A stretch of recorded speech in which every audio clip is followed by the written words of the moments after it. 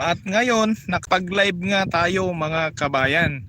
Sa ngayon ay nandito tayo sa labas dahil katatapos po yung trabaho namin kanina.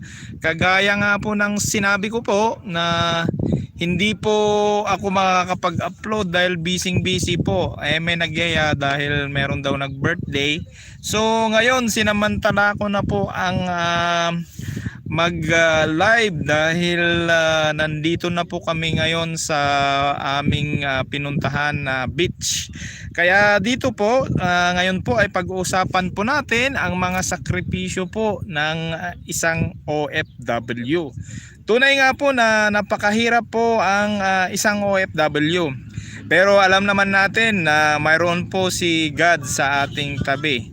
Kaya mga kabayan, sa hapong ito, bago po tayo magpatuloy, kung bago ka pa lamang na mapadaan sa aking YouTube channel mga kabayan, ay please don't forget to subscribe with this channel, Bernard T. Gabaon TV. At magandang gabi po sa inyong lahat. At sa inyo po na manunood ng aking live, ay pag-uusapan natin ang isang napaka-importanting usapin na sakripisyo ng mga OFW para sa pamilya. Yan ang pag-usapan ng kabayan. Sa mga sakripisyo po ng OFW ay sadya pong napakahirap po talaga. Ano ang mga sakripisyo ng mga OFW? Unang-una sa lahat ay ang kaligayahan para sa pamilya. Yan ang unang sakripisyo. Yung hindi mo makapiling ang iyong mga mahal sa buhay, yung mga anak mo. Kahit nag-a-advise ka, ay pwede pa rin na hanapin nila yung physical appearance mo, yung physical presence mo, hinahanap pa rin yan ng mga bata. Although na nakakapag-advise tayo minsan sa social media, sa telephone, sa Facebook, sa ating messenger at kung ano pang mga ating platform, social platform, ay na-advisean natin ng ating mo, iba pa rin po yon. So yan ang unang-unang sakripisyo ng isang OFW, yung kaligayahan. Pangalawa na sakripisyo ay napaka-importante ito sa ating buhay ay yung maalagaan mo sila kung sila ay mayroong sakit, kahit yung asawa mo, yung mga anak mo, ganun din minsan kung sila'y nagkasakit ay kinakailangan ng iyong presensya. Hindi mo maibigay hanggang pag-aalala lang lagi tayong nag-aalala, pero iba pa rin yung nandun po yung ating presensya. Kaya napaka-importante po at masakit po sa dibdib, pero praise God, tayo po ay nagpapasalamat dahil ang Diyos ay hindi naman po tayong pinapabayaan kahit sa ating sa atin lamang pagtawag sa ating mga pamilya, ay sa ating pagpaparamdam sa ating pamilya ay napaka-importante na po yun mga kabayan. Kasi kaya po laging pinapahalagahan ang ating OFW ay napaka-importante po kasi lumalayo tayo para sa kanila. At shout out sa aking subscribers, sa aking watchers sa hapong ito. Maraming salamat sa iyong panonood. At busy po mga kabayan. At kaya hi po Inday Marie. At busy hindi po makapag-upload ng consistent. Pero sa ngayon, pinilit ko pong makapag-share po sa inyong lahat. Alam ko na nandyan po kayo na naghihintay. So way back sa ating topic, yun nga po ang sakripisyo ng mga magulang. Yung kaligayahan, yung pag-aalaga sa mga anak, minsan hindi natin na ibibigay. Ayan ang mga sakripisyo. At yung mga sakripisyo naman natin dito, ay nako, napakarami pong sakripisyo dito po.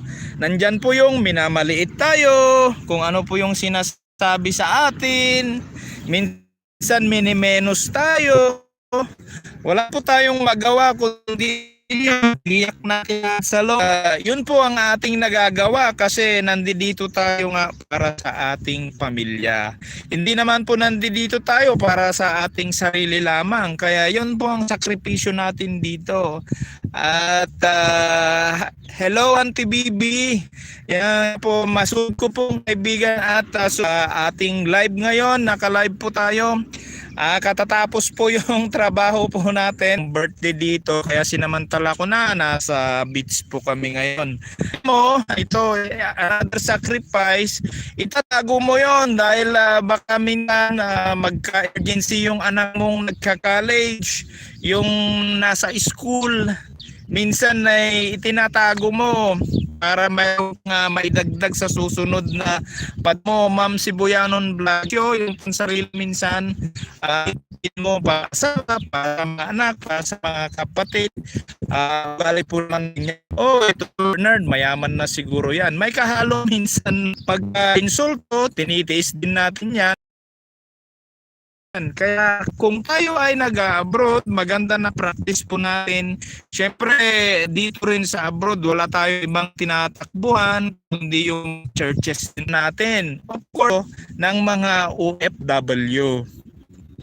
Kaya yung mga OFW, tinatawag nila na bayani, siguro yung mga OFW, lalong-lalo na yung mga DH na mga OFW, yung mga nandito sa oil and gas, sa mga konstrato, minsan yung nakakaltasan pa ng mabihan na gaya ko, kagaya nating lahat na nasa sa atin. Yan, maisin. Dandan din yung sakriti natin na habang may problema ka sa pamilya mo, may problema ka rin sa trabaho, di-divide yung atin natin bilang mga OFW. Hindi lang naisip din natin na tumulong, pero yung pagtulong natin W, hindi lang ang inisip ay hindi rin lang naman pera. Yan ang karamihang isip ng mga OFW. Kaya nandito tayo, minsan ang tagal-tagal na natin dito sa api. Kaya yung iba naman, kung tumira naman sa mga binito mo, which no-overden sa ating mga ka-OFW. Ang mga OFW, mga DH, kaya hindi yan minsan napapano